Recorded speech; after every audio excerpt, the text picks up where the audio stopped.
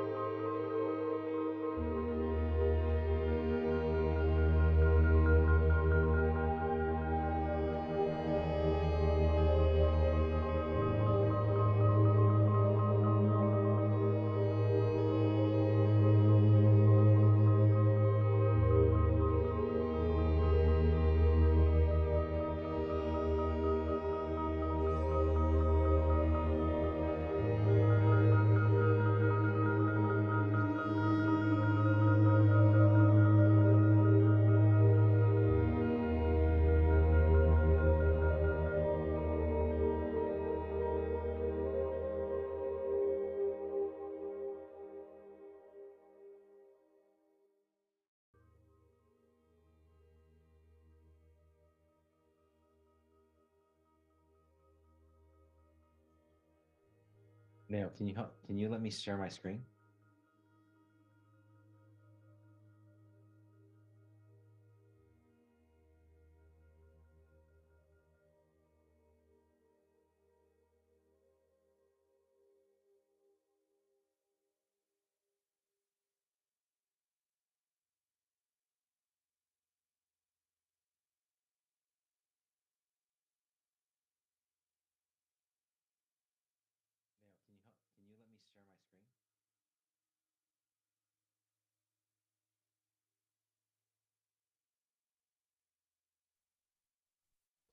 105. So let's get started. Welcome everyone to the first ever Flex with the Founder. I'm excited to do this and go over some tips and strategies and let you in on some info that you're only going to hear directly from the horse's mouth. So hopefully it'll be fun for you guys and gals. I don't know, Nao. Do you know if anyone on the call is brand new and has no idea what Flex is about, or should I just go right into strategy? Got it. Cool. All right. Well, the first thing I'm going to go over today in this series is roster building. I think it's probably the question that most players have when they begin is, how do I build my roster? The easiest way to do it is just say, oh, what's the most rarest, and go after those. But if you want to not only have a great roster of players but also want to kick everyone's butt, there's a strategy to it, and I'm going to break it down. So hopefully you'll take a lot away from the call today.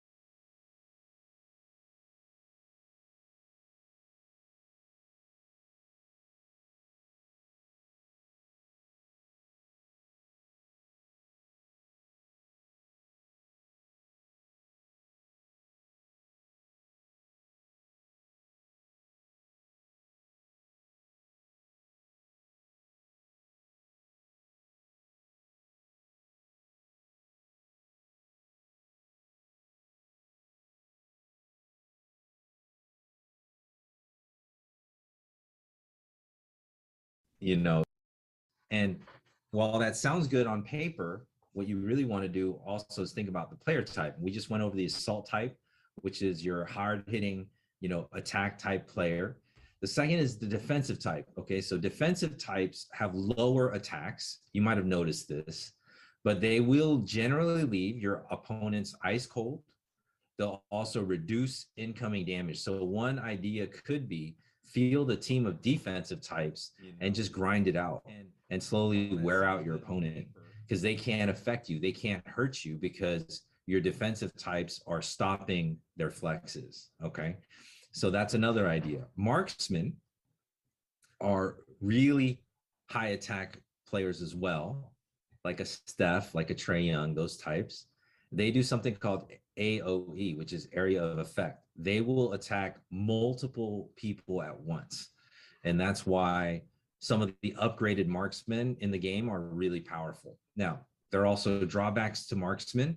They're weaker generally in terms of confidence. So as if you're an opponent has a bunch of marksmen, you may want to take the marksmen out first, because they're the ones that not only can deal heavy damage, they can deal it to a spread of opponents. Rogue types are high risk, very high risk.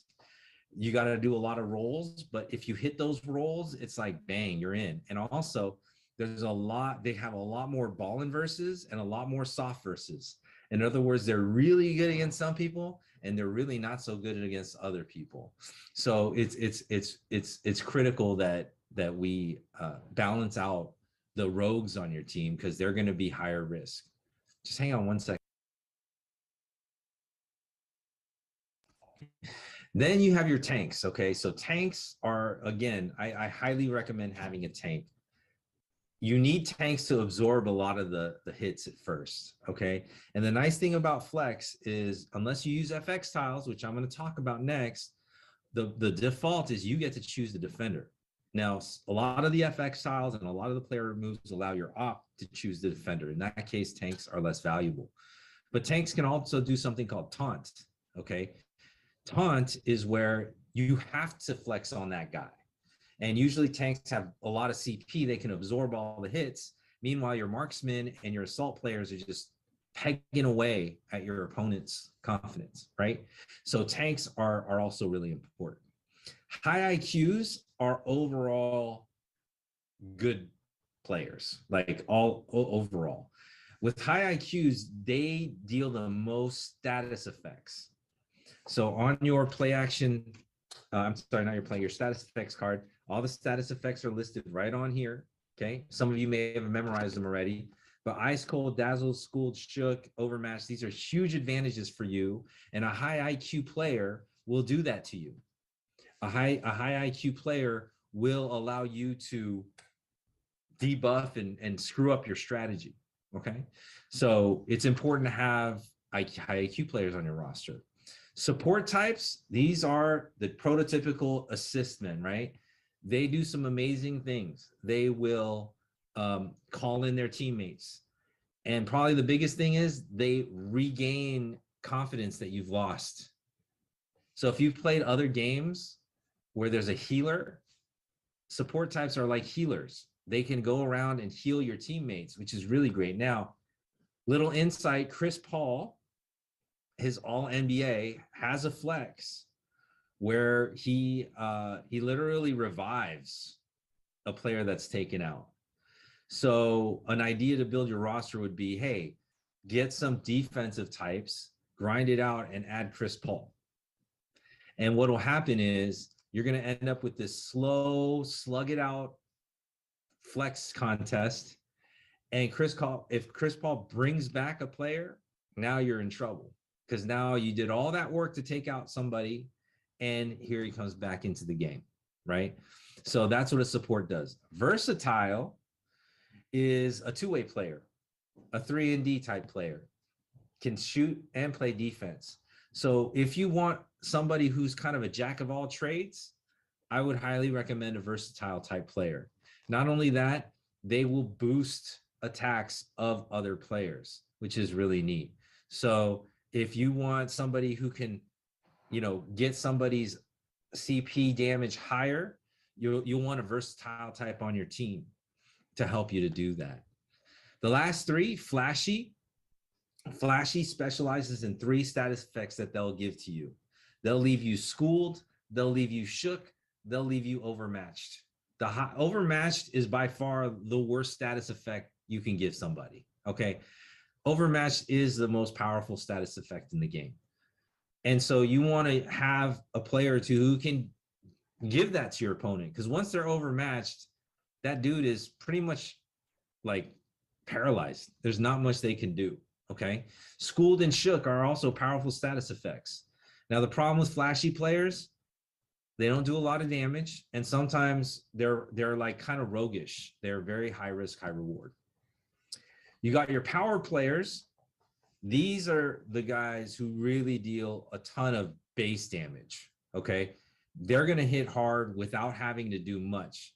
The problem is there's a lot of rolls involved to get that to hit. Okay. So a power player is generally somebody who's got high CP, hard hitting, not as high a CP as a tank. Okay. Tanks are the highest CPs in the game. But a power type is kind of a well balanced and strong attack. So LeBron is probably I know he's the most powerful power type in the game. LeBron MVP, he's got 140 CP, and his base attacks are 50, 50, and 60 on his MVP Flexagon, which is right here. The last one is hustle, and do not sleep on the hustle players, okay? Hustle players screw you up. Not you, your opponent, excuse me. Hustle types give you extra turns. They get you extra ball die rolls. Hustle types they essentially do all the dirty work. Some of them mess up your opponent's plan, like make you throw away an FX tile. Some of them will basically not allow certain player types to take a turn. I would invest in hustle types because they're kind of like the voodoo guys in some of these games. I don't know if any of you played Street Fighter, but he's kind of like Dalsim, like kind of these hustle types are a little quirky. They don't have traditional stats like Draymond Green, Marcus Smart. These are guys who are going to mess you up mentally. And Patrick Beverly is another one, another hustle type. You definitely want to have hustle types, and they also defend really well, okay, from a ballin versus soft versus standpoint. So those are player types. Again, start with a team you like so you can get those synergies going. Start with a player you like if you want, somebody like an MVP that you can dominate. Start building around that centerpiece or on that team and expand out. Now, the same thing with your bench.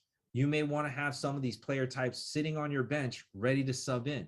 So all of a sudden in the middle of the game, you realize, holy, I'm facing a guy with a lot of marksmen.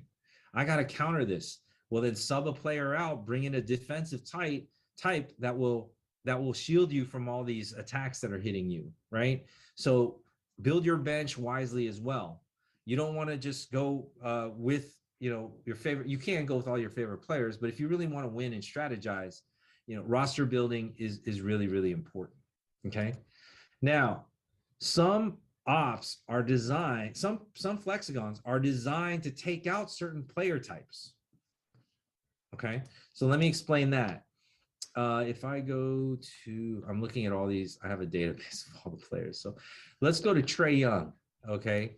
If I go to Trae Young's All-Star, his second flex is called Unholy Handles because he does have good handles.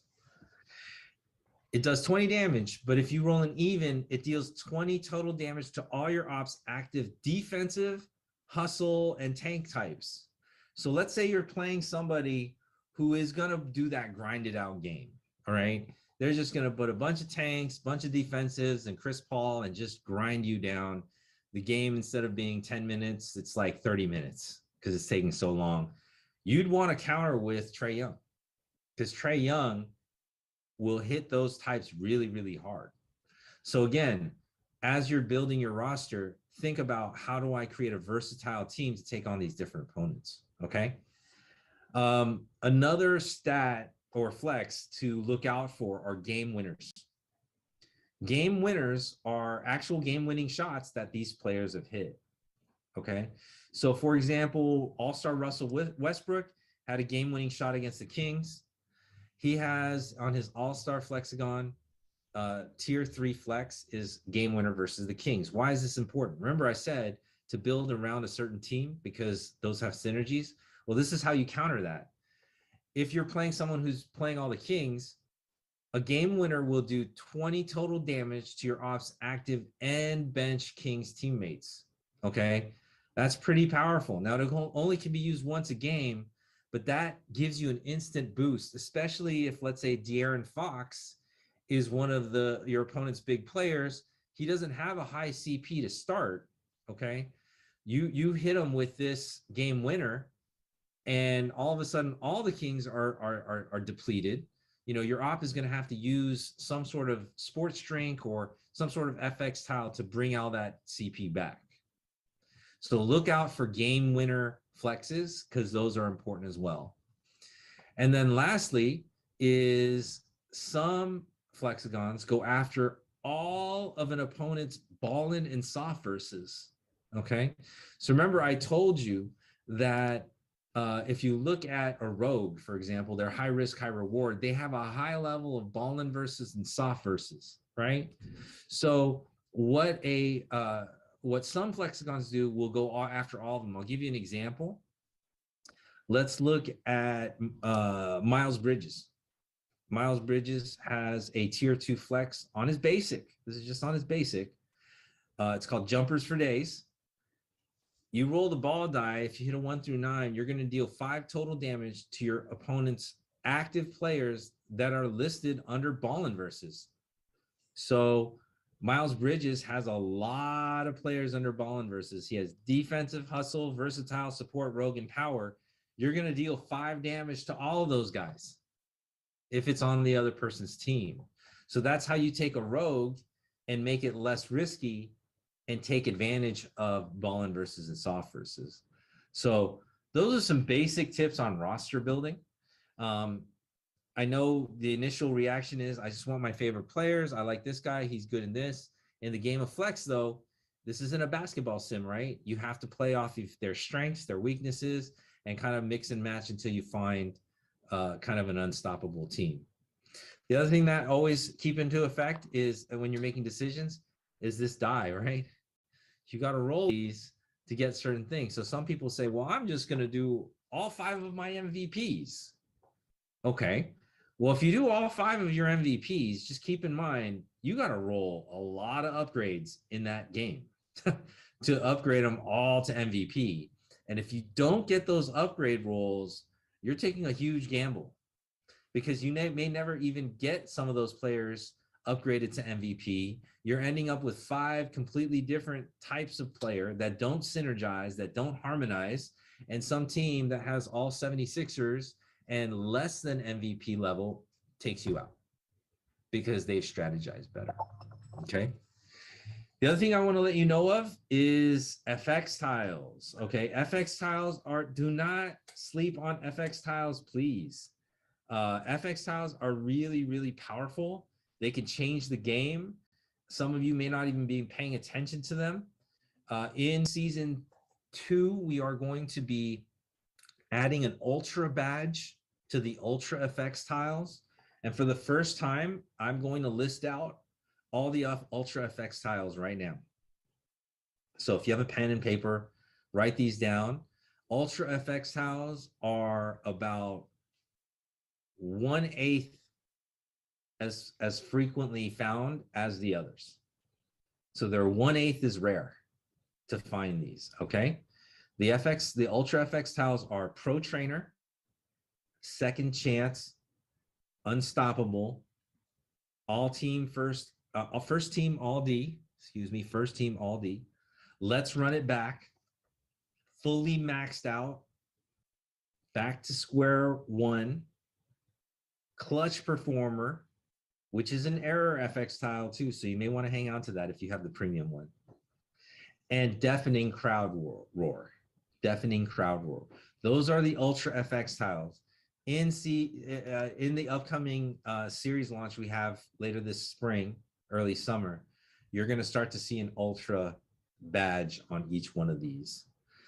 Do not sleep on FX tiles. These are truly game changers. Some bring back players, some bring back FX tiles you've used, some cause players to discard their FX tiles. Sometimes you get to pick the FX tiles they need to throw away. So if you see something powerful on their end, you could throw it away. Don't sleep on these. In addition, most FX tiles give you the right to choose your defender. That is crazy powerful.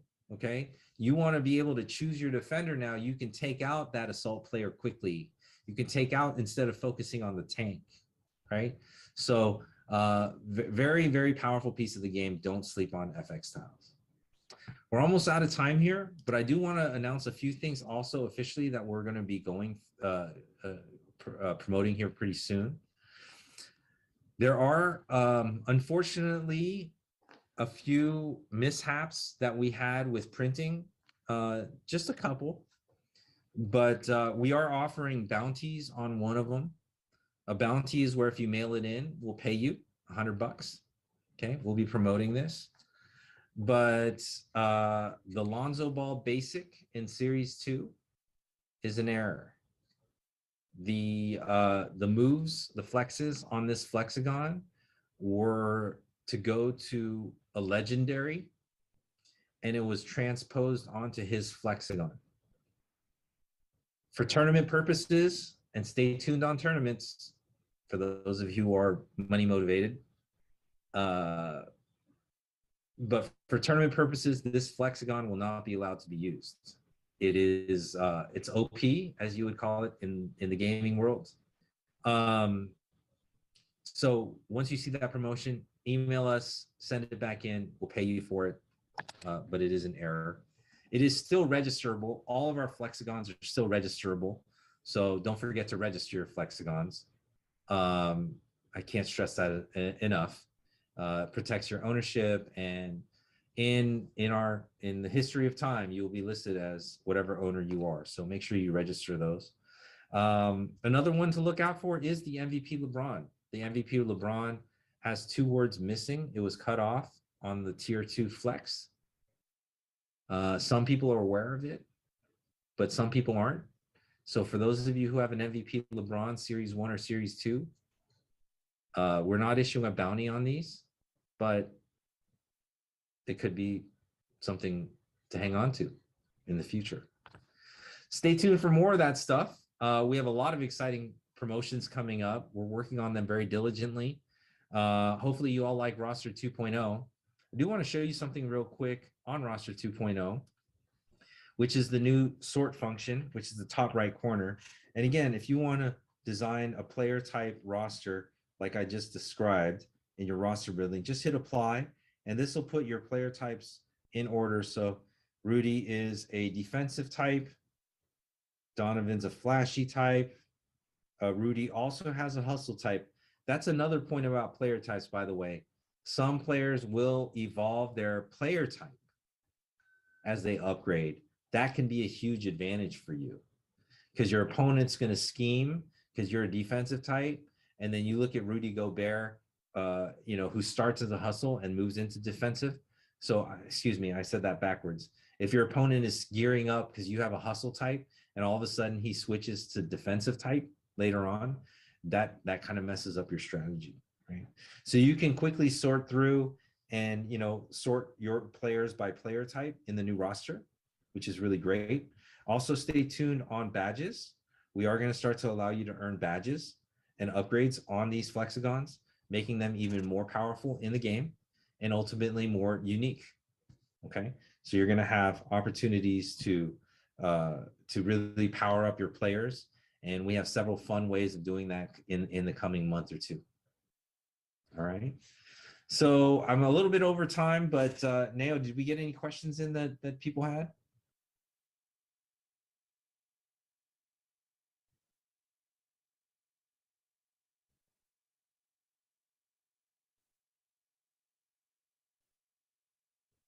Yes, that damage does stay with the player, correct?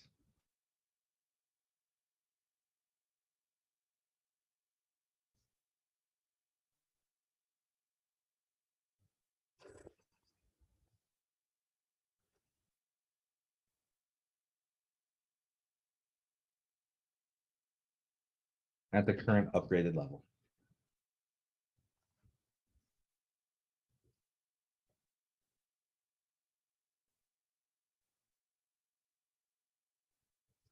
It's when you roll the substitution on the ball die.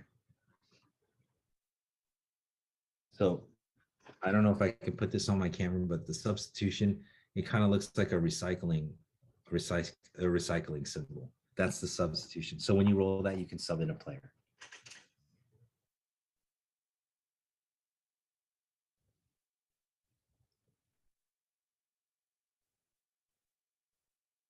They should not have disappeared. They might have been sold out, but they should not have disappeared. Now we did put in the non-premium FX tiles in the new expansion kits for Series 2, and that's to encourage you all to really take a look at the FX tiles. And sometimes people just get stuck on the art or the AR or whatever, and they're like, oh my god, this is just cool as it is, but there's an entire gaming mechanic behind this. And thankfully we've gotten a lot of good game reviews. In fact, in three of the game reviews we got, the person who wrote the article said, I don't even like basketball, but I like this game. So don't sleep on the game. There's a fun aspect to this as well. Is that it? Okay, cool. Um, yeah, as you guys know, sometimes I like dropping in on Discord and talking to people. Occasionally I'll do that. So maybe I'll see you all on Discord. Great community there, lots of action and activity seemingly every day. So I'm very thankful for that. And if you ever have questions, reach out to our social media team. We're at Flex Meta on all social media accounts.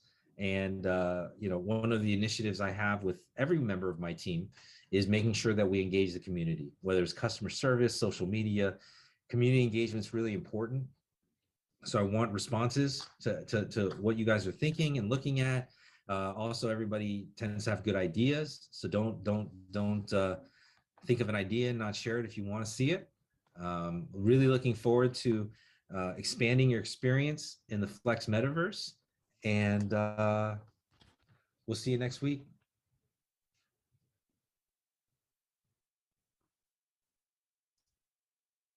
Bye.